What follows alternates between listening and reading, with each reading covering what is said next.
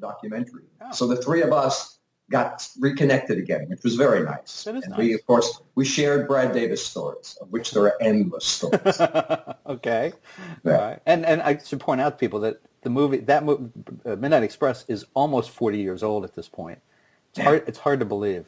And it's still playing literally all over the world and on televisions constantly. And there are still people who have misconceptions about Turkey and the whole Turkish nation based upon the movie, Midnight Express. One of the reasons Sally Sussman, the writer and director of the documentary, wanted to make the doc was to talk about the power of film and how this movie affected this whole country and still does in many very strange, bizarre ways. Was it, I would think that it would be kind of a mixed blessing for you to go back to this. I mean, I'm sure that you're living in your head Midnight Express and that experience every day because of who you are and where you've been and how public it's been. Right. But to go back and participate in a new documentary all about it and relive it all, it's kind of a, it's like, yes, it's sort of my glory, but it's also my, my downfall. And well, it's interesting because getting arrested in the Turkish prison was the worst and the best thing that ever happened to me.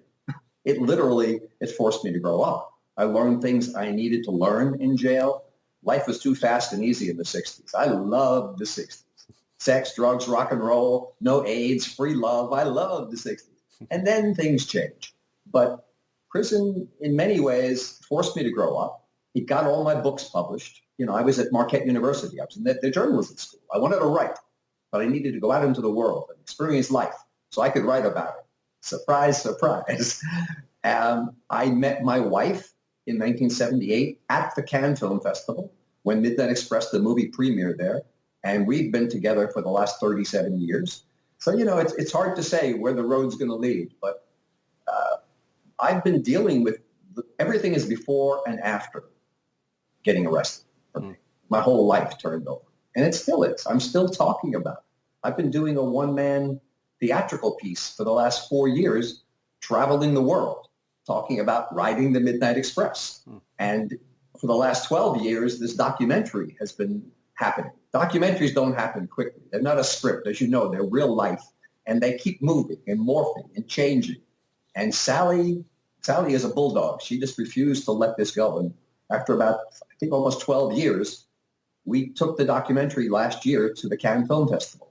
Again, Wendy and I got to go back there 37 years after we met, after the original Midnight Express premiered at Cannes. The documentary premiered there last April, which was just a dream come true.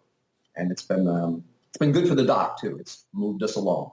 How did the experience of the documentary debuting there versus the original film differ? Because you talk about in the film what it was like and the expectations. Expectations were actually pretty low, I think, when you went there with Midnight Express.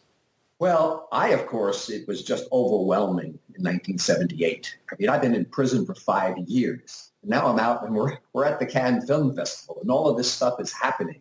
And yes, it's wonderful and it's great to be out, but it was kind of overwhelming in a lot of ways.